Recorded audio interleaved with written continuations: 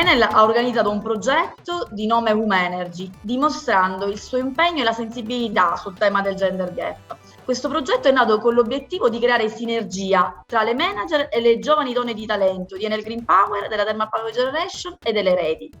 Si sono tenuti 2 incontri in cui diverse generazioni di donne del gruppo Enel hanno avuto modo di conoscersi e di relazionarsi. Partecipare al workshop Womenergy è stata una bellissima opportunità per raccontare, ma anche ad ascoltare esperienze di vita di giovani donne di talento e di donne manager. Ho realizzato che la leadership dovrebbe essere un modello di guida che presti attenzione alle relazioni tra le persone, la fiducia o anche la valorizzazione dei talenti. Quello che mi sento di suggerire è, oltre a tutte le attività che sono già in atto, di dare più spazio e più importanza al work-life balance, sensibilizzando soprattutto i manager e le manager che devono essere quelli che devono dare il buon esempio.